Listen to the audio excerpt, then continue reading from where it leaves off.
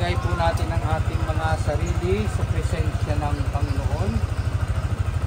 Hilingin natin na ipagpapuri ng Diyos ang ating pagtitipong ito para sa pagbabasbas ng mga sasakyan. Sa ngalan ng Ama at ng Anak at ng Espiritu Santo.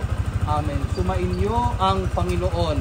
At sumayin niyo rin. Si Kristo na anak ng Diyos ay dumating sa daigdig upang kanyang tipunin ang mga nagkawatak-watak na mga anak ng Diyos. Kaya anumang sasakyan naghahatid sa mga tao para magkatipon-tipon ay naaayon sa layunin ng Diyos na naghahangad pag-isahin ang mga pinaglalayo ng mga bundok at ilog at magkakahiwalay na pook. Halina manalangin sa Panginoon upang kanyang basbasan ang mga sasakay, ang mga gagamit at ang daraanan ng mga sasakyang ito.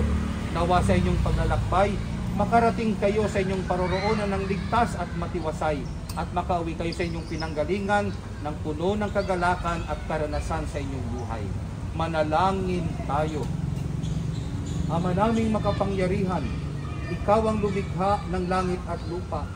Sa iyong kapasyahan, ipinagkatiwala mo sa mga tao ang dapat gampanan sa daigdig na ito. Ipagkaloob mo sa mga maglalakbay sa pamamagitan ng mga sasakyang ito ang pagdingap sa kaligtasan ng tanan, sa kanilang pagparoon sa gawain man o sa paglilibang. Iyong ipadamang si Kristo ay kasama sa daan bilang Panginoong nabubuhay kasama ng Espiritu Santo magpasawalang hanggan. Amen. Punta na po kayo para ng pagpapatawad namin sa nagkakasala sa amin.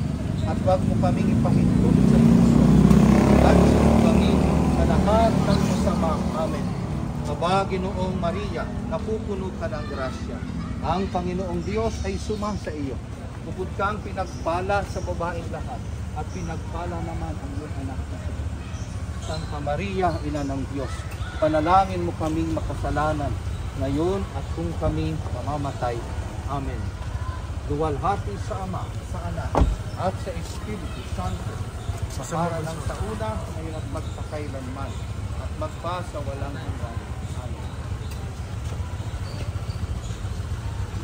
Ama namin, sumasalangit ka, tambatin ang namin mo, mapagdaamin ang kapatid, kundi ng loob mo, at ikaluha para lang sa langit.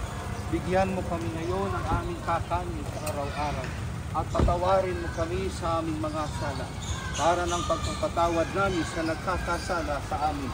At huwag mo kaming ipahintulot sa tukso at iadya mo kami sa lahat ng